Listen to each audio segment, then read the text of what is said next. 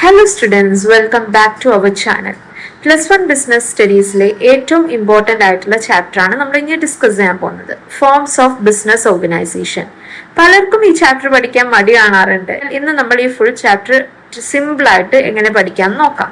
നമ്മൾ പുറത്തൊക്കെ പോകുമ്പോൾ പല രീതിയിലുള്ള ബിസിനസ്സുകൾ കാണാറുണ്ട് അല്ലെ. ഒരു ചെറിയ പെട്ടിക്കട മുതൽ വലിയ വലിയ IT കമ്പനികൾ വരെ നമ്മൾ കാണാറുണ്ട്. നമ്മളൊരു ബിസിനസ് തുടങ്ങുമ്പോൾ ഏത് ടൈപ്പ് ഓർഗനൈസേഷൻ തിരഞ്ഞെടുക്കണമെന്ന് തീരുമാനിക്കുന്നത് അതിന്റെ ഗുണങ്ങളും അതുപോലെ തന്നെ അതിന്റെ ദോഷങ്ങളൊക്കെ നോക്കിയിട്ടാണ്.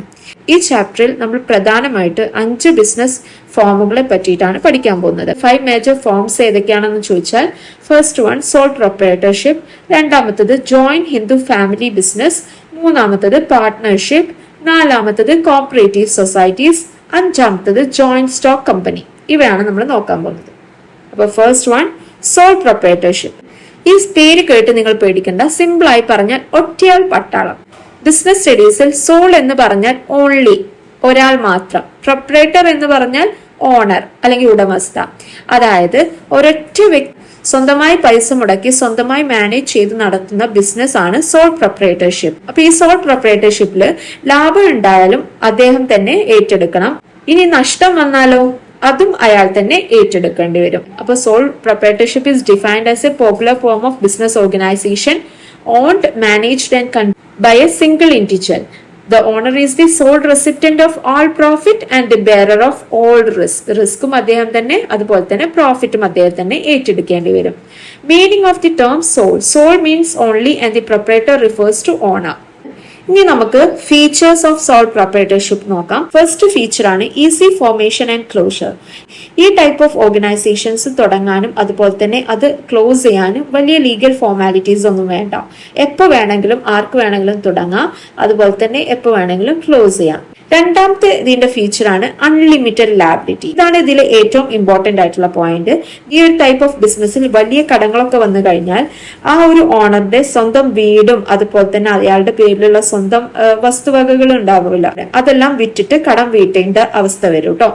അതിനാണ് അൺലിമിറ്റഡ് ലാബിലിറ്റി എന്ന് പറയുന്നത്. The owner is personally responsible for all ഡെപ്റ്റ്. Personal asset like car or house can be sold to repay business liability. മൂന്നാമത്തെ പോയിന്റ് ആണ് sole risk bearer and profit recipient. ഈ ടൈപ്പ് ഓഫ് ബിസിനസ്സിൽ risk അഥവാ വന്നു കഴിഞ്ഞാൽ ഫുള്ളും ആരാ ഏറ്റെടുക്കുന്നത്? ഓണർ ആണ് ഏറ്റെടുക്കുന്നത്. അതുകൊണ്ട് തന്നെ പ്രോഫിറ്റ് ഉണ്ടായാലും ആ ഫുൾ പ്രോഫിറ്റ് ആർക്കുള്ളതാണ്? ഓണറിന് തന്നെ ഉള്ളതാണ്. The owner bears the entire risk of failure but enjoys 100% of the profits. നാലാമത്തെ പോയിന്റ് ആണ് കൺട്രോൾ. ഫുൾ പവർ ഓണറിന്റെ കയ്യിലായതുകൊണ്ട് തന്നെ വേറെ ആരും ഒന്നിലും ഇടപെടാൻ പാടില്ല. അദ്ദേഹത്തിന് തന്നെയാണ് ഫുൾ കൺട്രോൾ ഉള്ളത്. Complete decision making power rest with the owner without outside interference. No separate entity. ഈ ഒരു ടൈപ്പ് ഓഫ് ബിസിനസ്സിൽ നമ്മളുടെ നിയമത്തിന്റെ കണ്ണില് ഈ കടയും അതുപോലെ തന്നെ ഓണർ ഒന്നായിട്ടാണ് ട്രീറ്റ് ചെയ്യുന്നത്. ഓക്കെ, അപ്പോൾ in the eye of law there is no distinction between the sole trader and the business. ബിസിനസ്സും sole traderും ഒന്ന് തന്നെയാണ്. Lack of business continuity, death, insanity, imprisonment or bankrupt of the owner can directly lead to closure. ഈ ഒരു മുതലാളി അല്ലെങ്കിൽ ഈ ഒരു owner മരിച്ചു കഴിഞ്ഞാലോ അല്ലെങ്കിൽ അദ്ദേഹത്തിന് ജയിലിൽ പോകേണ്ട അവസ്ഥ, അല്ലെങ്കിൽ കടം കൂടിയിട്ട് പാപ്പരാവുന്ന അവസ്ഥ, ഇങ്ങനെയൊക്കെ വന്നു കഴിഞ്ഞാൽ ഈ ഒരു ബിസിനസ് നിർത്തേണ്ടതായിട്ട് വരും. ഇങ്ങനത്തെ സിറ്റുവേഷനിലൊക്കെ ബിസിനസ് കണ്ടിന്യൂ ചെയ്യാതെ ക്ലോസ് ചെയ്യേണ്ട അവസ്ഥയാണുള്ളത്. അപ്പൊ ഇതൊക്കെയാണ് സോൾ പ്രൊപ്രൈറ്റർഷിപ്പിന്റെ ഫീച്ചേഴ്സ്. നെക്സ്റ്റ് നമ്മൾ പഠിക്കാൻ പോകുന്നത് മെറിറ്റ്സ് ഓഫ് സോൾ പ്രൊപ്രൈറ്റർഷിപ്പ് ആണ്. First one quick decision making. എല്ലാ ഡിസിഷനും ഓണർ തന്നെ എടുക്കുന്നതുകൊണ്ട് പെട്ടെന്ന് ഡിസിഷൻ മേക്കിംഗ് പോസിബിൾ ആണ്. രണ്ടാമത്തത് confidentiality. There is no legal obligation to publish accounts. അക്കൗണ്ട്സോ കാര്യങ്ങളോ ഒക്കെ പബ്ലിഷ് ചെയ്യേണ്ട ഒരു കാര്യവും ഇങ്ങനത്തെ ഒരു കടക്കില്ല. അതുകൊണ്ട് തന്നെ കോൺഫിഡൻഷ്യാലിറ്റി നല്ലോണം മെയിൻറ്റെയിൻ ചെയ്യാൻ പറ്റും. മൂന്നാമത്തെ direct incentive. Maximum motivation to work hard. കാരണം അദ്ദേഹം തന്നെ ഈ കട മൊത്തം ഓൺ ചെയ്യുന്നത് കൊണ്ട് തന്നെ കൂടുതൽ കാര്യങ്ങൾ ചെയ്യാൻ വേണ്ടിയിട്ടുള്ള ഒരു മോട്ടിവേഷൻ അദ്ദേഹത്തിന് ഉണ്ടാവും. Sense of accomplishment. സെൽഫായിട്ട് എല്ലാ കാര്യങ്ങളും ഒറ്റക്ക് തന്നെ ചെയ്യുന്നതുകൊണ്ട് നമ്മളൊരു ചെയ്തു എന്നുള്ളൊരു സാറ്റിസ്ഫിക്കേഷൻ ഇങ്ങനത്തെ ടൈപ്പ് ഓഫ് ഓർഗനൈസേഷനിൽ ഉണ്ടാവും. Ease of formation and closure. Sole proprietorship start ചെയ്യാനും അതുപോലെ തന്നെ അത് ക്ലോസ് ചെയ്യാനും വലിയ ലീഗൽ ഫോർമാലിറ്റീസ് ഒന്നും ഇല്ലാത്തതുകൊണ്ട് അത് സിമ്പിൾ ആയിട്ട് ചെയ്യാൻ പറ്റും. ഇതൊക്കെയാണ് ഇതിന്റെ മെറിറ്റ്സ്. ഇനി ലിമിറ്റേഷൻസ് നോക്കാം. ലിമിറ്റഡ് റിസോഴ്സസ്, ഒറ്റ പേഴ്സൺ തന്നെ ഫുൾ ക്യാപിറ്റലൊക്കെ കൊണ്ടുവരേണ്ടതുകൊണ്ട് ഇവിടെ റിസോഴ്സസ് ലിമിറ്റഡ് ആണ്. അപ്പൊ റിസോഴ്സസ് എത്രത്തോളം എടുക്കാൻ പറ്റും? അയാളുടെ സേവിങ്സിൽ നിന്നോ അല്ലെങ്കിൽ അയാൾക്ക് കൊണ്ടുവരാൻ പറ്റുന്ന ഒരു കപ്പാസിറ്റി ഉണ്ടല്ലോ, അത്രമാത്രം റിസോഴ്സസ് ഇവിടെ അവൈലബിൾ ആവുകയുള്ളൂ. രണ്ടാമത്തത് ലിമിറ്റഡ് ലൈഫ്. എന്തെങ്കിലും ഡെത്തോ അങ്ങനെ എന്തെങ്കിലും സിറ്റുവേഷൻ വന്നാൽ ഇങ്ങനത്തെ കടകൾ ക്ലോസ് ചെയ്യേണ്ട ഒരു അവസ്ഥ വരും. അതാണ് ലിമിറ്റഡ് ലൈഫ്. മൂന്നാമത്തെ ലിമിറ്റേഷൻ ആണ് അൺലിമിറ്റഡ് ലാബിലിറ്റി. എന്തെങ്കിലും വലിയ രീതിയിലുള്ള കടങ്ങളൊക്കെ വന്നാൽ ആ ഓണറിന്റെ പേഴ്സണൽ അസറ്റും കാര്യങ്ങളൊക്കെ വിൽക്കേണ്ടി വരും. അതുകൊണ്ടാണ് അൺലിമിറ്റഡ് ലാബിലിറ്റി. നാലാമത്തത് limited managerial ability.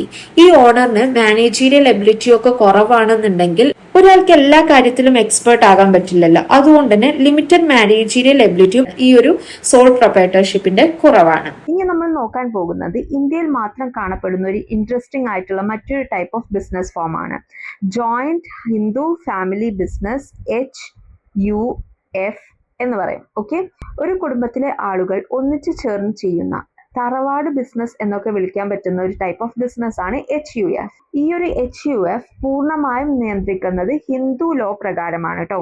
A specific form of business organisation found only in India, governed by the Hindu law. Hindu law പ്രകാരമാണ് ഇതിനെ നിയന്ത്രിക്കപ്പെടുന്നത്.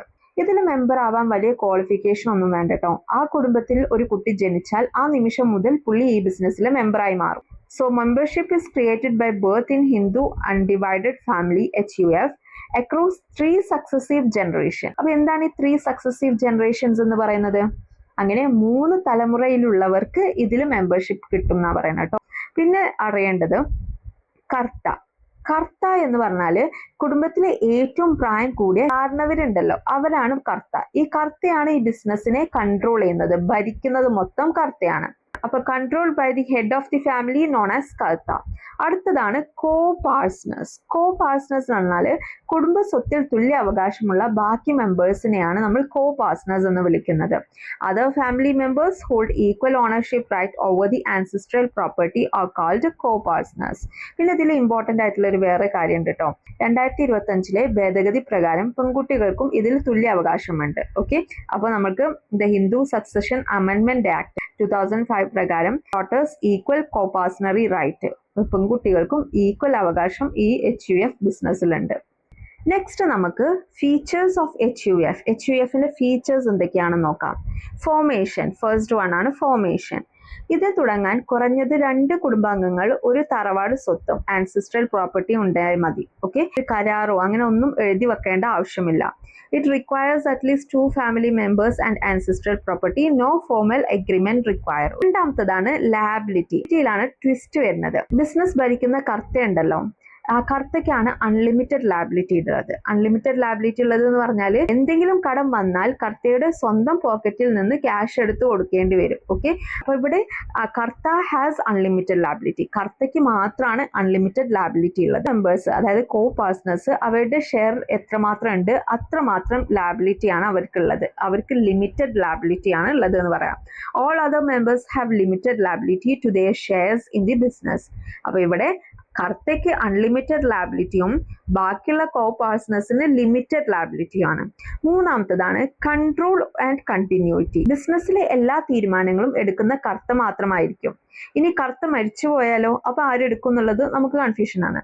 അപ്പൊ അടുത്ത പ്രായം കൂടിയ ആൾ ആരാണോ പുള്ളി പുതിയ കർത്തയായിട്ട് വന്ന് ബിസിനസ്സിനെ മുന്നോട്ട് നയിക്കണം. ഓക്കെ, അപ്പൊ കണ്ടിന്യൂസ് ആണ്, ഇത് എവിടെയും സ്റ്റോപ്പിംഗ് ഇല്ല. ഓക്കെ, അപ്പൊ karta makes all binding decisions. The business continues even after the Karta's death. The next eldest member take over. ലാസ്റ്റത്തെ ഫീച്ചർ ആണ് മൈനർ മെമ്പേഴ്സ്. നമ്മൾ നേരത്തെ പറഞ്ഞു അല്ലേ, ജനിക്കുന്ന കുഞ്ഞു പോലും ഇതിൽ ഓട്ടോമാറ്റിക് ആയിട്ട് അവര് മെമ്പർ ആവുന്നുള്ളത്. അപ്പൊ അതാണ് മൈനർ മെമ്പേഴ്സ്. അത് HUFന് മാത്രമുള്ളൊരു ഫീച്ചർ ആണ്. Minors automatically become members by virtue of birth. Okay, അപ്പൊ ഇതൊക്കെയാണ് നമ്മളുടെ HUFന്റെ features. First merits of HUF is effective control. കർത്തക്ക് ഫുൾ പവർ ഉള്ളത് കൊണ്ട് തന്നെ അടിപിടിയൊന്നും ഉണ്ടാക്കാതെ തന്നെ തീരുമാനങ്ങൾ എടുക്കാൻ പറ്റും. Absolute power of karta avoid internal conflict and prompts quick decision. Okay, പിന്നെ രണ്ടാമത്തത് കണ്ടിന്യൂഡ് എക്സിസ്റ്റൻസ്. ആയിട്ട് ഇവർ ഈ ബിസിനസ് കണ്ടിന്യൂ ചെയ്യുന്നതുകൊണ്ട് തന്നെ ബിസിനസ്സിന് ഭയങ്കര സ്റ്റെബിലിറ്റി ഉണ്ടാവും. Business stability is maintained across generation. മൂന്നാമത്തത് limited liability of the members. നമ്മൾ പറഞ്ഞല്ലേ കോ പാർട്ട്നേഴ്സ് എന്ന് പറയുന്ന മെമ്പേഴ്സ് ആണല്ലോ, അവർക്ക് ലാബിലിറ്റി എന്ന് പറയുന്നത് അവരുടെ എത്രത്തോളം ഷെയർ ഉണ്ട് അതിനനുസരിച്ച് മാത്രം ലിമിറ്റഡ് ആണ്. Precisely defines and limit the risk of co partners. നാലാമത്തത് ഇൻക്രീസ്ഡ് ലോയാലിറ്റി. സ്വന്തം കുടുംബത്തിന്റെ ബിസിനസ് ആണല്ലോ, അതുകൊണ്ട് തന്നെ എല്ലാവർക്കും നല്ല ലോയാലിറ്റിയും വിശ്വാസവും ഉണ്ടാവും. അങ്ങോട്ടും ഇങ്ങോട്ടും അറിയുന്ന വ്യക്തികളല്ലേ ബിസിനസ് ചെയ്യുന്നത്, അപ്പോൾ നല്ല ലോയാലിറ്റിയും അതുപോലെ തന്നെ റെസ്പെക്റ്റും വിശ്വാസവും ഒക്കെ ഉണ്ടാവും. Family pride fosters mutual trust and better cooperations. അപ്പോൾ ഇതൊക്കെയാണ് മെറിറ്റ്സ് ഓഫ് HUF വരുന്ന. നെക്സ്റ്റ് ലിമിറ്റേഷൻസിൽ ആണ് ലിമിറ്റഡ് റിസോഴ്സസ്. ഒരുപാട് സ്വത്ത് മാത്രം ആശ്രയിക്കുന്നതുകൊണ്ട് തന്നെ ഇതിൽ വലിയ രീതിയിലുള്ള ഫണ്ട് ഒന്നും ഇറക്കാൻ പറ്റില്ല. Okay, heavy dependence on ancestral property of capital, അതിനെ മാത്രം ഡിപ്പെൻഡ് ചെയ്തിട്ടാണല്ലോ ബിസിനസ് ക്യാരി ഓൺ ചെയ്യുന്നത്. അതുകൊണ്ട് കൂടുതൽ ഫണ്ട് കാര്യങ്ങളൊന്നും ഉണ്ടാവില്ല. രണ്ടാമത്തത് അൺലിമിറ്റഡ് ലാബിലിറ്റി ഓഫ് ദി കർത്ത. നമ്മൾ നേരത്തെ പറഞ്ഞല്ലേ കർത്തയ്ക്കാണ് അൺലിമിറ്റഡ് ലാബിലിറ്റി ഉള്ളത്, കർത്തയാണ് ഫുൾ കൺട്രോളും കാര്യങ്ങളൊക്കെ ചെയ്യുന്നത്. അപ്പോൾ എന്തെങ്കിലും റിസ്ക് വന്നു കഴിഞ്ഞാൽ അത് ഏറ്റെടുക്കേണ്ട ബാധ്യതയും കർത്തയ്ക്കാണ് ഉള്ളത്. The Karta bears the severe burden of personal financial risk. മൂന്നാമത്തത് ഡോമിനൻസ് ഓഫ് കർത്ത. ഈ അബ്സല്യൂട്ട് പവർ എല്ലാം നിയന്ത്രിക്കാനും കൈകാര്യം ചെയ്യാനുള്ള പവർ കർത്തയ്ക്ക് ആയതുകൊണ്ട് തന്നെ തീരുമാനങ്ങൾ എടുക്കാനൊക്കെ പവർ കർത്തയ്ക്ക് ആയതുകൊണ്ട് തന്നെ ഇതിൽ ചിലപ്പോൾ കുടുംബത്തിൽ ചില ഈഗോ പ്രശ്നങ്ങളൊക്കെ ഉണ്ടായി എന്ന് വന്നേക്കാം. ഓക്കെ, അതാണ് ഡോമിനൻസ് ഓഫ് കർത്തയിൽ പറയുന്നത്. നാലാമത്തത് ലിമിറ്റഡ് മാനേജറിയൽ സ്കില്ല്. കർത്ത ഈ ബിസിനസ് ഓപ്പറേഷൻ കാര്യങ്ങളിലൊന്നും അത്ര എക്സ്പേർട്ട് അല്ലെങ്കിൽ ഡിസിഷൻസ് ഒക്കെ ചിലപ്പോൾ പാളിപ്പോവാം. പറയുന്നത് karta may lack expertise in all operational areas. Okay, അപ്പോൾ ഇതൊക്കെയാണ് HUFന്റെ ലിമിറ്റേഷൻസ് വരുന്നത്. നെക്സ്റ്റ് നമ്മൾ നോക്കാൻ പോകുന്നത് പാർട്ട്ണർഷിപ്പ് ആണ്. അപ്പോൾ എന്താണ് ഈ പാർട്ട്ണർഷിപ്പ് എന്ന് ആദ്യം നോക്കാം. Indian partnership act 1932. Okay, Indian partnership act 1932 പ്രകാരം ഒരു ബിസിനസ്സിലെ ലാഭം പങ്കുവയ്ക്കാൻ സമ്മതിച്ച് ഒത്തുചേർന്ന് ആളുകൾ തമ്മിൽ ഒരു ബിസിനസ് ഓർഗനൈസേഷൻ ഫോം ചെയ്യുന്നുണ്ടെങ്കിൽ അതിനെയാണ് പാർട്ട്ണർഷിപ്പ് എന്ന് പറയുന്നത്. ഈ പാർട്ട്ണർഷിപ്പിൽ ബിസിനസ് എല്ലാവരും കൂടി ചേർന്ന് നടത്താം, അല്ലെങ്കിൽ എല്ലാവർക്കും വേണ്ടി ഒരാൾ മാത്രം മുന്നിട്ട് നിന്ന് നടത്തുകയും ചെയ്യാം. ഓക്കെ, ഈ രണ്ട് ഇതിൽ പോസിബിൾ ആണ്. അപ്പോൾ definition defined by the Indian Partnership Act 1932 as the relationship between persons who have agreed to share the profit of the business carried on by all or any one of them acting for all.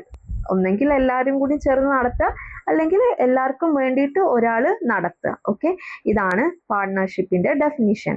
ഈ purpose എന്താ നോക്കാം. First feature of partnership ആണ് formation. Governed by a legal agreement among competent individuals to carry out a lawful business for profit. അപ്പം എന്താണ്, നമ്മൾ നിയമപ്രകാരം business ചെയ്യാൻ വേണ്ടിയിട്ട് ആളുകൾ തമ്മിൽ ഒരു ലീഗൽ എഗ്രിമെന്റ് വഴിയാണ് ഇതുണ്ടാകുന്നത് കേട്ടോ. അപ്പോൾ ഒരു ലീഗൽ എഗ്രിമെന്റ് എഴുതിയിട്ട് അവരെല്ലാവരും കൂടി ഒത്തുചേർന്ന് ബിസിനസ് ഫോം ചെയ്യുകയാണെങ്കിൽ അത് ആണ് ഫസ്റ്റ് ഫീച്ചർ. രണ്ടാമത്തത് liability. Partners have joint and several unlimited liability, meaning personal asset can be use to pay off firms ഡെപ്റ്റ്. അപ്പോൾ ഇവിടെ പാർട്ട്നേഴ്സിന് അൺലിമിറ്റഡ് ലാബിലിറ്റി ആണുള്ളത് കേട്ടോ. അൺലിമിറ്റഡ് ലാബിലിറ്റി എന്ന് പറഞ്ഞാൽ കടം വന്നു കഴിഞ്ഞാൽ പാർട്ട്നേഴ്സ് എല്ലാവരും അവരുടെ സ്വത്തിൽ നിന്നടക്കം തിരിച്ച് പൈസ അടയ്ക്കേണ്ടി വരും. അപ്പോൾ ഇവിടെ joint or several unlimited liability എന്നാണ് പറയുന്നത്. അപ്പോൾ ഇവിടെ ഒരാൾ മാത്രം കടം ഉണ്ടാക്കിയാലും എല്ലാവർക്കും അതിൻ്റെ ഉത്തരവാദിത്തം ഉണ്ട്. അതാണ് നിങ്ങൾ ഇമ്പോർട്ടൻ്റ് ആയിട്ട് മനസ്സിലാക്കേണ്ടത്. അപ്പോൾ ഒരാൾക്കാണ് കടം വന്നെങ്കിലും എല്ലാ മെമ്പേഴ്സിനെയും അത് ബാധിക്കും. ബിസിനസ് റിലേറ്റഡ് ആയിട്ട് എല്ലാ പാർട്ട്നേഴ്സിനെയും ഇത് ബാധിക്കും. നമുക്ക് പറയാൻ പറ്റും അവരുടെ പേഴ്സണൽ പ്രോപ്പർട്ടി വിറ്റിട്ടാണെങ്കിലും അവർ പൈസ അല്ലെങ്കിൽ കടം വീട്ടണം. അതാണ് അൺലിമിറ്റഡ് ലാബിലിറ്റി എന്ന് പറയുന്നത്. മൂന്നാമത്തേതാണ് risk bearing and profit sharing. ബിസിനസ്സിൽ ലാഭം ഉണ്ടായാലും നഷ്ടം ഉണ്ടായാലും അവരെല്ലാവരും ഒന്നിച്ച് അത് ഷെയർ ചെയ്യണം. Okay, risk and reward are shared among the partners in a agreed ratio. ഒരു റേഷ്യോ ഉണ്ടാവും അവർ തീരുമാനിച്ചു വെച്ച്, ആ റേഷ്യോ പ്രകാരം കൃത്യമായിട്ട് അവർ ഷെയർ ചെയ്യും. ഓക്കെ, നാലാമത്തത് decision making and controlling. Managed through mutual consent, day-to-day operations are shared. Decision മേക്കിങ്ങും കാര്യങ്ങളൊക്കെ മ്യൂച്വൽ കൺസെന്റ് പ്രകാരം എടുക്കുക. ഓക്കെ, എല്ലാവരുടെയും തീരുമാനം എങ്ങനെയാണോ അതിനനുസരിച്ച് എടുക്കുക. അതുപോലെ തന്നെ ഡേ ടു ഡേ ഓപ്പറേഷൻസും ഷെയർഡ് ആയിരിക്കും. ഓക്കെ, ഡെയിലി ആക്ടിവിറ്റീസും ഇവിടെ ഷെയർഡ് ആയിരിക്കും. അടുത്ത ഫീച്ചറാണ് continuity. Lack of continuity, death, retirement, insolvency or insanity of any partner can bring the firm to end. എന്തെങ്കിലും മരണോ അതുപോലെ തന്നെ റിട്ടയർമെന്റോ ഇൻസോൾവൻസിയോ ഏതെങ്കിലും പാർട്ട്ണറിന്റെ ഉണ്ടായിക്കഴിഞ്ഞാൽ ഈ പാർട്ട്ണർഷിപ്പ് തന്നെ ഇല്ലാണ്ടാവും കേട്ടോ. അടുത്താണ് number of partners. Minimum number 2 partners വേണം, മാക്സിമം 50 പാർട്ട്നേഴ്സ് ആണ് പറ്റുക. ഏത് പ്രകാരം? According to the companies rule of 2040 പ്രകാരം. അടുത്ത ഫീച്ചറാണ് mutual agency. Every partner act as both a principal and agent. ഇതിൽ പറയുന്നത് എന്താണെന്ന് വെച്ചാൽ ഓരോ പാർട്ട്ണറും ഒരേ സമയം പ്രിൻസിപ്പളുമാണ് ഏജന്റുമാണ്. അതായത് ഒരാൾ ചെയ്യുന്ന കാര്യത്തിന് ബാക്കി പാർട്ട്നേഴ്സ് എല്ലാവരും ഉത്തരവാദിത്തം ഏറ്റെടുക്കേണ്ടി വരും. അതാണ് പറയുന്നത് every partner act as both as A principal and an agent. ഒരു പാർട്ട്ണർ ചെയ്ത കാര്യത്തിന് ബാക്കിയുള്ള പാർട്ട്നേഴ്സും ലൈക്ക് ബെയറബിൾ ആണ്. ഓക്കെ, അതിന്റെ എല്ലാ കോൺസിക്വൻസും ബാക്കിയുള്ളവരും ഏറ്റെടുക്കേണ്ടി വരും എന്നാണ് ഈ ഒരു പ്രിൻസിപ്പിൾ പറയുന്നത്. അപ്പം മ്യൂച്വൽ ഏജൻസി എന്നുള്ള ഫീച്ചർ നിങ്ങൾ ശരിക്കും മനസ്സിലാക്കി വെക്കുക. ഒരു പാർട്ട്ണർ ഇപ്പൊ എന്തെങ്കിലും കടത്തിൽ ഏർപ്പെട്ട് കഴിഞ്ഞാൽ ബാക്കിയുള്ളവരെയും അത് ബാധിക്കും, അല്ലെങ്കിൽ ഒരു പാർട്ട്ണർ എന്തെങ്കിലും ഇഷ്യൂവിൽ പെട്ട് കഴിഞ്ഞാൽ ബാക്കിയുള്ളവരെയും അത് ബാധിക്കും. അതാണ് പറയുന്നത് every partner act as both a principal and an agent. അടുത്താണ് merits of partnership. First one, ease of formation and closure. പെട്ടെന്ന് തുടങ്ങാൻ പറ്റും, അതുപോലെ തന്നെ പെട്ടെന്ന് ക്ലോസ് ചെയ്യാനും പറ്റുന്ന ഒരു ടൈപ്പ് ഓഫ് ഫോം ആണ് നമ്മളുടെ പാർട്ട്ണർഷിപ്പ് എന്ന് പറയുന്നത്. മ്യൂച്വൽ എഗ്രിമെന്റ് പ്രകാരം തുടങ്ങാം. അടുത്തതാണ് ബാലൻസ്ഡ് ഡിസിഷൻ മേക്കിംഗ്. എല്ലാ പാർട്ട്നേഴ്സിനും ഈക്വൽ അവകാശം ഉള്ളത് കൊണ്ട് തന്നെ അവർക്ക് ഡിസിഷൻസ് എല്ലാവർക്കും ഈക്വൽ ആയിട്ട് എടുക്കാൻ പറ്റും. Okay, more funds. കുറെ ആളുകൾ ഉണ്ടായതുകൊണ്ട് തന്നെ സോൾ പ്രൊപ്പറേറ്ററിനെ പോലെ ഒരാൾ മാത്രം ക്യാപിറ്റലും കാര്യങ്ങളും എല്ലാതും എടുക്കണ്ട. എല്ലാ പാർട്ട്നേഴ്സും കുറച്ച് കുറച്ച് എമൗണ്ട് കൊണ്ടുവരുന്നത് കൊണ്ട് തന്നെ കുറെ എമൗണ്ട് ഇതിലൂടെ ഒരു ലാർജ് എമൗണ്ട് കോൺട്രിബ്യൂട്ട് ചെയ്യാൻ പറ്റും. നാലാമത്തത് ഷെയറിംഗ് ഓഫ് റിസ്ക്. എന്തെങ്കിലും റിസ്ക് കാര്യങ്ങൾ ഉണ്ടെങ്കിൽ അല്ലെങ്കിൽ ലോസ് ഒക്കെ വന്നു കഴിഞ്ഞാൽ അതും ഇവർ എല്ലാവരും കൂടിയാണ് ഷെയർ ചെയ്യുന്നത്. ഒരാൾക്ക് മാത്രം എല്ലാതിൻ്റെയും ബേർഡൻ വരുന്നില്ല. ലാസ്റ്റത്തെ മെറിറ്റ്സ് ആണ് secrecy. Not legally required to publish financial account publicly. Public ആയിട്ട് ഇവരുടെ ഫിനാൻഷ്യൽ അക്കൗണ്ടോ അല്ലെങ്കിൽ വിവരങ്ങളോ കാര്യങ്ങളോ ഒന്നും പബ്ലിഷ് ചെയ്യേണ്ട ആവശ്യമില്ല. അപ്പൊ സീക്രസി മെയിൻറ്റെയിൻ ചെയ്യാൻ പറ്റും. ഇതൊക്കെയാണ് പാർട്ട്ണർഷിപ്പിന്റെ മെറിറ്റ്സ്. അടുത്ത limitation of partnership. First limitation ആണ് അൺലിമിറ്റഡ് ലാബിലിറ്റി. എല്ലാ പാർട്ട്നേഴ്സിനും നമ്മൾ നേരത്തെ പറഞ്ഞ അല്ലെ അൺലിമിറ്റഡ് ലാബിലിറ്റി ആണ്. അവർക്ക് എന്തെങ്കിലും കടം വന്നു കഴിഞ്ഞാൽ എല്ലാവരും അവരുടെ പേഴ്സണൽ വെൽത്തിൽ നിന്ന് കടം വീട്ടേണ്ടി വരും. രണ്ടാമത്തത് limited resources. Still restricted compared to joint stock company. Massive expansion. Joint stock കമ്പനിനെ വെച്ചിട്ട് കമ്പയർ ചെയ്യുമ്പോൾ ഇവരുടെ റിസോഴ്സസ് ലിമിറ്റഡ് ആണ്. കാരണം കുറച്ച് പേരല്ലേ, മിനിമം 50 പേരെന്ന് നമ്മൾ പറഞ്ഞല്ലോ. അപ്പൊ കുറച്ച് പേരല്ലേ, അതുകൊണ്ട് തന്നെ ജോയിന്റ് സ്റ്റോക്ക് കമ്പനീനെ കമ്പയർ ചെയ്യുമ്പോൾ ഇവർക്ക് ലിമിറ്റഡ് റിസോഴ്സസ് ആണ്. മൂന്നാമത്തത് പോസിബിലിറ്റി ഓഫ് കോൺഫ്ലിക്റ്റ്. ഈ പാർട്ട്നേഴ്സ് തമ്മിൽ കോൺഫ്ലിക്റ്റ് ഉണ്ടാവാനുള്ള, ഒപ്പീനിയൻസ് ഡിഫറൻസും കാര്യങ്ങളൊക്കെ ഉണ്ടാവാനുള്ള ചാൻസ് കൂടുതലാണ്. നാലാമത്തത് ലാക്ക് ഓഫ് കണ്ടിന്യൂറ്റി. നമ്മൾ നേരത്തെ പറഞ്ഞല്ലേ പാർട്ട്ണറിന്റെ ഡെത്തോ അല്ലെങ്കിൽ റിട്ടയർമെന്റോ ഇങ്ങനത്തെ കാര്യങ്ങളൊക്കെ വന്നു കഴിഞ്ഞാൽ ക്ലോസ് ചെയ്യേണ്ടി വരും. അപ്പൊ കണ്ടിന്യൂറ്റി കുറവാണ്. ലാസ്റ്റത്തത് lack of public confidence. Reduce transparency because financial report public. ഈ ഫിനാൻഷ്യൽ റിപ്പോർട്ട് ഒന്നും പബ്ലിക് അല്ലാത്തത് കൊണ്ട് തന്നെ ബിസിനസിന്റെ മേലിൽ പബ്ലിക്കിന് അത്ര കോൺഫിഡൻസ് ഉണ്ടാവില്ല. Okay, now we are moving to the fourth form of business, that is cooperative society. എന്താണ് ഈ കോപ്പറേറ്റീവ് സൊസൈറ്റി? കോപ്പറേറ്റീവ് എന്നുള്ള ടേമിന്റെ മീനിങ് തന്നെ working together and with others for a common purpose. ഒരു പർപ്പസ് അല്ലെങ്കിൽ ഒരേ രീതിയിൽ ചിന്തിക്കുന്ന ആളുകളൊക്കെ കൂടി ചേർന്ന് ഉണ്ടാക്കുന്നതാണ് ഈ കോപ്പറേറ്റീവ് സൊസൈറ്റി എന്ന് പറയുന്നത്. ഓക്കെ, കോപ്പറേറ്റീവ് സൊസൈറ്റിന്റെ ഡെഫിനിഷൻ നോക്കാം. A voluntary association of persons who join together with the motive of welfare for the members driven by a need to protect economic interest democratically. അപ്പോൾ വോളണ്ടറി ആയിട്ട് എല്ലാവരും കൂടി ചേർന്ന് ഉണ്ടാക്കുന്ന ഒരു അസോസിയേഷൻ ആണ് ഈ കോപ്പറേറ്റീവ് സൊസൈറ്റി. ഇവിടെ മെയിൻ ആയിട്ടുള്ള എയിം എന്ന് പറഞ്ഞാൽ പ്രോഫിറ്റ് ഉണ്ടാക്കുക അങ്ങനെയൊന്നല്ല. ഇവിടുത്തെ main motive welfare of the മെമ്പേഴ്സിന്റെ വെൽഫെയർ. സോ അവരുടെ താല്പര്യങ്ങളൊക്കെ പ്രൊട്ടക്ട് ചെയ്യുക, അതിൽ ഉൾപ്പെടുന്ന മെമ്പേഴ്സിന്റെ താല്പര്യങ്ങളൊക്കെ പ്രൊട്ടക്ട് ചെയ്യുക എന്നുള്ള ഒരു ഉദ്ദേശത്തിൽ വന്നിട്ടുള്ളതാണ് cooperative society. Legal status must be registered under the law പ്രകാരം കോപ്പറേറ്റീവ് സൊസൈറ്റി ആണ് ഫോം ചെയ്യുന്നെങ്കിൽ രജിസ്റ്റർ ചെയ്യണം. It then acquires a distinct legal identity separate from its മെമ്പേഴ്സിൽ നിന്ന് സെപ്പറേറ്റ് ആയിട്ടുള്ള ഒരു ലീഗൽ ഐഡന്റിറ്റി ഇതിന് കോപ്പറേറ്റീവ് സൊസൈറ്റിക്ക് ഉണ്ടാവും കേട്ടോ, നമ്മൾ ലോ പ്രകാരം ഇതിനെ രജിസ്റ്റർ ചെയ്യുമ്പോൾ. അടുത്ത നമുക്ക് salient features of cooperative society നോക്കാം. ഫസ്റ്റ് വൺ വോളണ്ടറി മെമ്പർഷിപ്പ് ആണ്. Any one is free to join or leave any time as they desire. എപ്പോൾ വേണമെങ്കിലും നമുക്ക് ജോയിൻ ചെയ്യാം ഇങ്ങനത്തെ കോപ്പറേറ്റീവ് സൊസൈറ്റിയിൽ, എപ്പോൾ വേണമെങ്കിലും അവിടുന്ന് ലീവും ചെയ്യാം. നമുക്കൊരു എക്സാമ്പിൾ പറഞ്ഞാൽ ഇപ്പോൾ ഈ ഫാമേഴ്സ് ഒക്കെ കൂടി ചേർന്നിട്ട് അവരുടെ സാധനങ്ങൾ വിൽക്കാൻ വേണ്ടിയിട്ട് ഒരു കോപ്പറേറ്റീവ് സൊസൈറ്റി ഉണ്ടാക്കിയാൽ അതൊക്കെ ഇതിൽ വിടുന്നതാണ് കേട്ടോ. രണ്ടാമത്താണ് limited liability. The liability of the members is strictly limited to the amount they contribute as capital. അവർ എത്ര ക്യാപിറ്റൽ ആണോ കൊണ്ടുവരുന്ന ക്യാപിറ്റലിന്റെ കോൺട്രിബ്യൂഷൻ എത്രയാണോ അത്രയും മാത്രമേ അവരുടെ ലാബിലിറ്റി വരുള്ളൂ. അപ്പൊ നമുക്ക് പറയാൻ പറ്റും ലിമിറ്റഡ് ലാബിലിറ്റി ആണ് കോപ്പറേറ്റീവ് സൊസൈറ്റിയിലുള്ളത്. മൂന്നാമത്തത് democratic control. Decision making powers lies within the elected managing committee. ഈ ഒരു കോപ്പറേറ്റീവ് സൊസൈറ്റിയിൽ നിന്ന് തന്നെ എല്ലാവരും കൂടി ചേർന്നിട്ട് ഒരു മാനേജിംഗ് കമ്മിറ്റി ഉണ്ടാക്കും. ആ മാനേജിംഗ് കമ്മിറ്റിയാണ് ഡിസിഷൻസ് കാര്യങ്ങളൊക്കെ തീരുമാനിക്കുക ഈ കോപ്പറേറ്റീവ് സൊസൈറ്റിയിലെ. അതുപോലെ ഇതിൽ ഇമ്പോർട്ടൻ്റ് ആയിട്ടുള്ള ഒരു കാര്യമാണ് every member gets an equal right to vote offering a democratic platform. എല്ലാവർക്കും ഇതിലുള്ള ഈച്ച് ആൻഡ് എവറി മെമ്പറിനും ഒരു വോട്ടിംഗ് റൈറ്റ് ഉണ്ടാവും ഡെമോക്രാറ്റിക് പ്ലാറ്റ്ഫോം എന്നുള്ള രീതിയിൽ. അടുത്ത ഫീച്ചറാണ് service motive. The main purpose lays emphasis on mutual help and welfare rather than maximizing profit.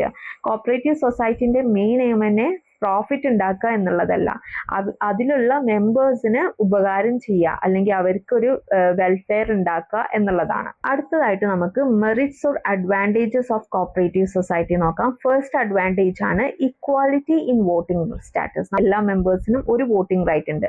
So one man one vote എന്നുള്ള ആ ഒരു ഈക്വാലിറ്റി ഇവിടെ മെയിൻറ്റെയിൻ ചെയ്യുന്നുണ്ട്.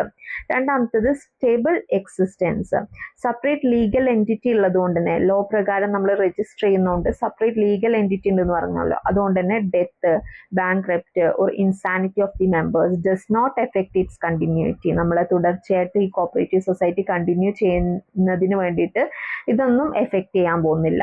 മൂന്നാമത്തെ economy in operation. Focus on the elimination of middle man which reduces operational cost and lowers the risk of bad debt. നമ്മൾ നേരത്തെ ഒരു example പറഞ്ഞില്ലേ, ഫാമേഴ്സ് ഒക്കെ കൂടി ചേർന്നിട്ട് അവരുടെ പ്രൊഡക്റ്റ് വിൽക്കാൻ വേണ്ടിയിട്ട് ഒരു കോപ്പറേറ്റീവ് സൊസൈറ്റി തുടങ്ങാം. അങ്ങനെയൊക്കെ ചെയ്തു കഴിഞ്ഞാൽ ഈ മിഡിൽ മാൻ്റെ കാര്യങ്ങളൊക്കെ നമുക്ക് ഒഴിവാക്കാം. ഇപ്പോൾ പാല് വിൽക്കാൻ വേണ്ടിയിട്ട് കോപ്പറേറ്റീവ് സൊസൈറ്റി തുടങ്ങാം. അപ്പോൾ അതിലൂടെയൊക്കെ മിഡിൽ മാൻ്റെ കാര്യങ്ങൾ നമുക്ക് ഒഴിവാക്കാം. അതിലൂടെ ഓപ്പറേഷണൽ കോസ്റ്റും കുറക്കാൻ പറ്റും.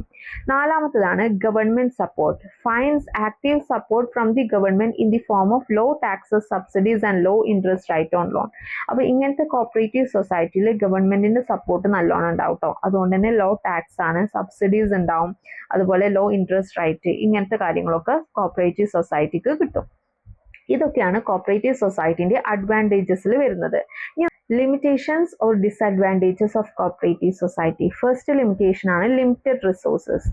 Capital is bound to be limited members contribution. Members എത്രയാണ് കോൺട്രിബ്യൂട്ട് ചെയ്യുന്നത് അതിനനുസരിച്ച് ക്യാപിറ്റൽ ലിമിറ്റഡ് ആണ് ഈ ഒരു കോപ്പറേറ്റീവ് സൊസൈറ്റിയിൽ. പിന്നെ അടുത്തതാണ് inefficiency in management. Often unable to employ high salaried expert managers. High salary കൊടുത്ത് മാനേജേഴ്സിനെ എംപ്ലോയ് ചെയ്യൽ നടക്കാറില്ല. അധികമൊക്കെ ഈ മെമ്പേഴ്സ് തന്നെയാണ് ഇവിടെ മാനേജീരിയൽ ആക്ടിവിറ്റീസ് കാര്യങ്ങളൊക്കെ നടത്താറ്. അപ്പൊ അതിൻ്റെതായിട്ടുള്ള ഇൻഎഫിഷ്യൻസി ഇതിൽ കാണാറുണ്ട്. മൂന്നാമത്തത് lack of secrecy. Open discussion in member meeting and disclosure obligation under the society act make it difficult to maintain operational secrecy. Secrecy ഇവിടെ ഇല്ല കേട്ടോ. ഈ സൊസൈറ്റി ആക്ട് പ്രകാരം എല്ലാതും ഡിസ്ക്ലോസ് ചെയ്യണം. മെമ്പേഴ്സിന്റെ മീറ്റിങ്ങും ഒബ്ലിഗേഷൻസ് ഇത് കാര്യങ്ങളൊക്കെ ഡിസ്ക്ലോസ് ചെയ്യണം. അപ്പൊ സീക്രസി കോപ്പറേറ്റീവ് സൊസൈറ്റിയിൽ ഇല്ല. സോ ഇതൊക്കെയാണ് കോപ്പറേറ്റീവ് സൊസൈറ്റിന്റെ ഫീച്ചേഴ്സും അഡ്വാൻറ്റേജും ലിമിറ്റേഷൻസും. ഇനി നമുക്ക് നെക്സ്റ്റ് ഫോം ഓഫ് ബിസിനസ് ഏതാണെന്ന് നോക്കാം. ഏറ്റവും ലാസ്റ്റ് ഫോം ഓഫ് ബിസിനസ് ആണ് joint stock company. A company is a voluntary association of persons formed to carry out business activity. Business activity നടത്താൻ വേണ്ടിയിട്ട് കുറെ ആളുകൾ കൂടി ചേർന്ന് ഒരു കമ്പനി ഫോം ചെയ്യുന്നതിനാണ് ജോയിന്റ് സ്റ്റോക്ക് കമ്പനി എന്ന് പറയുന്നത്. ഇതിന്റെ legal status, it has a legal status completely independent of its members. മെമ്പേഴ്സിൽ നിന്ന് ഇൻഡിപെൻഡന്റ് ആയിട്ടുള്ളൊരു ലീഗൽ സ്റ്റാറ്റസ് ആണ് നമ്മുടെ കമ്പനിക്കുള്ളത്. അതായത് ഇൻഡിപെൻഡന്റ് ആയിട്ടുള്ള ഒരു ഐഡന്റിറ്റിയാണ് കമ്പനിക്കുള്ളത്. Governed in India by the companies act 2013 companies act പ്രകാരമാണ് ജോയിന്റ് സ്റ്റോക്ക് കമ്പനീന്റെ നിയമങ്ങൾ കാര്യങ്ങളൊക്കെ വരുന്നത്. അടുത്തത് ownership versus management. Shareholders are the true owners. True owners ആരാന്ന് ചോദിച്ചാൽ ഷെയർ ഹോൾഡേഴ്സ് ആണ് കേട്ടോ. ജോയിന്റ് സ്റ്റോക്ക് കമ്പനിയുടെ ട്രൂ ഓണേഴ്സ് ഷെയർ ഹോൾഡേഴ്സ് ആണ്. While the board of directors elected by the shareholders serves as the chief managing body. Managing body ഉള്ളത് board of ഡയറക്ടേഴ്സിന്റെ കയ്യിലാണ്. ഈ board of ഡയറക്ടേഴ്സിനെ select ചെയ്യുന്നത് ഷെയർ ഹോൾഡേഴ്സ് ആണ്. Okay, key features of joint stock company. First one is artificial person. നിയമപ്രകാരം വരുന്ന ഒരു artificial person ആണ് joint stock company. Created by law, it can own property, inquire debt, borrow money and enter contracts. എല്ലാതും ഈ ഒരു നിയമപ്രകാരം ഇതിന് ഏർപ്പെടാൻ പറ്റും. However, unlike natural person, it cannot breathe, eat, run or talk. Okay. Next one, separate legal entity ആണ്. അതായത് ഓണറിൽ നിന്ന് ഷെയർ ഹോൾഡേഴ്സിൽ നിന്ന് സെപ്പറേറ്റ് ആയിട്ടുള്ള ഒരു ലീഗൽ എൻറ്റിറ്റി ആണ് ആർക്കുള്ളത്, അല്ലെങ്കിൽ ലീഗൽ ഐഡന്റിറ്റി ആണ് ആർക്കുള്ളത്, ജോയിന്റ് സ്റ്റോക്ക് കമ്പനിക്കുള്ളത്. From the date of incorporation, the law view the company and its owners as separate entities. Its asset and liability are distinct from those of its owners. Okay, assetum liabilityയും ഒക്കെ കമ്പനിക്ക് വേറെയും അതിൻ്റെ ഓണേഴ്സിൻ്റെ ഇതിൽ നിന്ന് വേറെ ആയിട്ടാണ് കണക്കാക്കുന്നത്. മൂന്നാമത്തതാണ് formation. A highly time consuming, expensive and legally complicated process that strictly requires compulsory incorporation under the Companies Act. ഈ ഒരു ജോയിന്റ് സ്റ്റോക്ക് കമ്പനി ഫോം ചെയ്യാന്ന് പറഞ്ഞാൽ കുറേ നിയമങ്ങളുണ്ട് കേട്ടോ. കുറേ പ്രൊസീജിയേഴ്സ് കാര്യങ്ങളൊക്കെ ഉണ്ട്. കുറേ ടൈം കൺസ്യൂമിങ് ആണ്. കുറേ ഓഫീസുകളിൽ കയറി അടങ്ങേണ്ടി വരും. കുറേ കാര്യങ്ങൾ ശരിയാക്കേണ്ടി വരും. അപ്പോൾ കുറച്ച് ടൈം കൺസ്യൂമിങ് ആണ്. ഭയങ്കര എക്സ്പെൻസീവ് ആണ്. ഒരു രജിസ്ട്രേഷനും കാര്യങ്ങളൊക്കെ, ഫീസും കാര്യങ്ങളൊക്കെ ഉണ്ട്. പിന്നെ ലീഗലി കോംപ്ലിക്കേറ്റഡ് പ്രോസസ് ആണ്. That strictly requires compulsory incorporation. പിന്നെ ഒരു കമ്പനി ഫോം ചെയ്യുമ്പോൾ കമ്പൽസറി ആയിട്ടുള്ള ഇൻകോർപ്പറേഷൻ ഉണ്ട് അണ്ടർ കമ്പനീസ് ആക്ട് പ്രകാരം. നാലാമത്തെ കീ ഫാക്ടർ ആണ് പെർപെച്വൽ സക്സഷൻ. ഇത് നമ്മൾ പറഞ്ഞല്ലോ നിയമപ്രകാരം ഉണ്ടാക്കുന്നതാണ്. It can only be brought to an end by the law. അതുകൊണ്ട് തന്നെ നമ്മൾ വൈൻഡിങ് അപ്പ് ചെയ്യുക അല്ലെങ്കിൽ ക്ലോസ് ചെയ്യുമ്പോഴും നമ്മൾക്ക് ഈ നിയമപ്രകാരം മാത്രമേ ചെയ്യാൻ പറ്റുള്ളൂ. ഓക്കെ, നമ്മൾക്ക് ക്ലോസ് ചെയ്യണമെങ്കിലും നിയമപ്രകാരം മാത്രമേ ഈ ഒരു ജോയിന്റ് സ്റ്റോക്ക് കമ്പനി ചെയ്യാൻ പറ്റുള്ളൂ. Members may come and members may go but the company continues to exist. Members വരാൻ പോവാം, പക്ഷെ കമ്പനി എന്നും നിലനിന്നുകൊണ്ടേ ഇരിക്കും. ഓക്കെ, അടുത്ത കീ ഫീച്ചർ ആണ് control. Management and control are run by the board of directors. Management കാര്യങ്ങളും അതുപോലെ തന്നെ കൺട്രോളിങ്ങും ഇതും ഒക്കെ ചെയ്യുന്നത് ബോർഡ് ഓഫ് ഡയറക്ടേഴ്സ് ആണ്. Share holders do not have the right to participate in the day to day operation. ഈ ഡേ ടു ഡേ ഓപ്പറേഷൻ കാര്യങ്ങളിലൊന്നും ഷെയർ ഹോൾഡേഴ്സ് ഇടപെടുന്നില്ല. അടുത്ത ഫീച്ചർ ആണ് ലിമിറ്റഡ് ലാബിലിറ്റി. ജോയിന്റ് സ്റ്റോക്ക് കമ്പനിയിൽ the liability of the members is strictly limited to the unpaid amount on the shares they hold. അവർ എത്ര shares ആണ് അവരുടെ കയ്യിലുള്ളത്, ആ ഷെയർസിന്റെ എമൗണ്ടിനനുസരിച്ച് മാത്രമേ ഉള്ളൂ ഇവരുടെ ലാബിലിറ്റി വരുന്നത് കേട്ടോ. അപ്പൊ ലിമിറ്റഡ് ലാബിലിറ്റി ആണെന്ന് പറയാൻ പറ്റും. ഫീച്ചർ ആണ് risk bearing. The risk of the financial losses is spread over a very large number of shareholders unlike a sole proprietor or a partnership. പ്രൊപ്പറേറ്ററിനെ എടുത്ത് നോക്കുകയാണെങ്കിൽ റിസ്ക് മൊത്തം ഒരാൾ ഏറ്റെടുക്കണം. ഇനി പാർട്ട്നേഴ്സ് ആണെങ്കിലും കുറച്ച് പേരല്ലേ ഉണ്ടാവുള്ളൂ, അപ്പൊ അവരൊക്കെ ഏറ്റെടുക്കണം. പക്ഷെ കമ്പനി എന്ന് പറഞ്ഞാൽ വാസ്റ്റ് ആണ്. അതുകൊണ്ട് തന്നെ കുറേ ആളുകൾ ഉള്ളത് കൊണ്ട് തന്നെ ഈ റിസ്ക് എല്ലാവരും ഏറ്റെടുക്കല്ലേ, അപ്പൊ അത്ര വലിയ എഫക്റ്റ് ഉണ്ടാവില്ല. നെക്സ്റ്റ് ആണ് merits or advantages of the joint stock company. First merit ആണ് ലിമിറ്റഡ് ലാബിലിറ്റി, നമ്മളത് പറഞ്ഞു കഴിഞ്ഞു അല്ലേ. നെക്സ്റ്റ് ആണ് transfer of interest. Transfer of ഇൻട്രസ്റ്റിൽ പറയുന്നത് shares of the public limited company can be easily sold and converted into cash. ഒരു share ഹോൾഡറിന് അദ്ദേഹത്തിന്റെ ഷെയർ പെട്ടെന്ന് വിൽക്കാൻ പറ്റും. ഓക്കെ, അതുപോലെ തന്നെ വിറ്റ് ക്യാഷ് ആക്കാൻ പറ്റും. ഓക്കെ, മൂന്നാമത്തെ മെറിറ്റ് ആണ് പെർപെച്വൽ എക്സിസ്റ്റൻസ്. നമ്മുടെ കമ്പനിയിലെ ഷെയർ ഹോൾഡർ മരിച്ചാലോ അല്ലെങ്കിൽ റിട്ടയർമെന്റോ അദ്ദേഹത്തിന്റെ ഇൻസോൾവൻസിയോ ഇൻസാനിറ്റിയോ ഇതൊന്നും കമ്പനീനെ ബാധിക്കുന്നില്ല. കമ്പനി സെപ്പറേറ്റ് എൻറ്റിറ്റി ആണല്ലോ, അതുകൊണ്ട് തന്നെ കമ്പനി കണ്ടിന്യൂ ചെയ്യും. നാലാമത്തതാണ് scope of expansion. Large financial resources ഉള്ളതുകൊണ്ട്, കുറേ ഷെയർ ഹോൾഡേഴ്സിന്റെ റിസോഴ്സസും ഫണ്ടും കാര്യങ്ങളും ഉണ്ടല്ലോ, അതുകൊണ്ട് തന്നെ എക്സ്പാൻഷൻ സ്കോപ്പ് എന്ന് പറഞ്ഞാൽ കൂടുതലാണ്. ലാസ്റ്റത്താണ് professional management. Companies can afford high salary to employ specified professional and experts leading to balance and efficiency operation. നമ്മൾ നല്ല എക്സ്പേർട്ട് ആയിട്ടുള്ള ആളുകളൊക്കെ മാനേജറിയൽ പൊസിഷനിൽ ഇരുത്താൻ പറ്റും ജോയിന്റ് സ്റ്റോക്ക് കമ്പനിയിൽ. അതുകൊണ്ട് തന്നെ നല്ല എഫിഷ്യൻ്റ് ആയിട്ടുള്ള ഓപ്പറേഷൻ ഉണ്ടാവും. നെക്സ്റ്റ് നമ്മൾ നോക്കാൻ പോകുന്നത് limitation or disadvantages of the joint stock company. First one ആണ് കോംപ്ലിസിറ്റി ഇൻഫോർമേഷൻ. മൂന്നാമത്തത് impersonal work environment. Separation of owner and management can lead to lack of personal involvement and effort from companies officers. അപ്പോൾ ഇവിടെ നമ്മൾ പറഞ്ഞല്ലേ, owners വേറെയാണ്, അതുപോലെ board of directors ആണ് management കാര്യങ്ങളൊക്കെ നോക്കുന്നത്. ഇത് രണ്ടും സെപ്പറേറ്റ് ആയിട്ടുള്ള ആളുകളായതുകൊണ്ട് തന്നെ എഫേർട്ട് കുറവായിരിക്കും, അതുപോലെ തന്നെ പേഴ്സണൽ ഇൻവോൾവ്മെന്റും കുറവായിരിക്കും എന്നാണ് പറയുന്നത്. നാലാമത്തത് ന്യൂമറസ് റെഗുലേഷൻസ്. കുറേ ലീഗൽ റെസ്ട്രിക്ഷൻസും കാര്യങ്ങളും ഓഡിറ്റിങ്ങും വോട്ടിങ്ങും റിപ്പോർട്ടിംഗ് ഫയൽസ് അങ്ങനെ കുറേ ആക്ടിവിറ്റീസ് ഉള്ളത് കൊണ്ട് തന്നെ കുറേ റെഗുലേഷൻസ് ആണ് ജോയിന്റ് സ്റ്റോക്ക് കമ്പനിയിൽ വരുന്നുണ്ട്. ഇതൊക്കെയാണ് ജോയിന്റ് സ്റ്റോക്ക് കമ്പനിയുടെ ലിമിറ്റേഷൻസ് എന്ന് പറയുന്നത്. അപ്പോൾ സ്റ്റുഡൻസ്, ഇതാണ് നമ്മളുടെ ഫോംസ് ഓഫ് ബിസിനസ് ചാപ്റ്റർ നമ്മൾ ഫുള്ളായിട്ട് കംപ്ലീറ്റ് ചെയ്തിട്ടുണ്ട്. ഇതിൽ ഏതെങ്കിലും ഫോംസിൽ നിങ്ങൾക്ക് ഡൗട്ടോ കാര്യങ്ങളോ ഉണ്ടെങ്കിൽ കോമെൻറ്റ് ചെയ്യുക. അതുപോലെ തന്നെ നിങ്ങളുടെ ഫ്രണ്ട്സിനൊക്കെ ഷെയർ ചെയ്ത് കൊടുക്കുക. സബ്സ്ക്രൈബ് ചെയ്യാതെ കാണുന്നവർ സബ്സ്ക്രൈബ് ചെയ്യുക. Thank you for watching. See you with next chapter.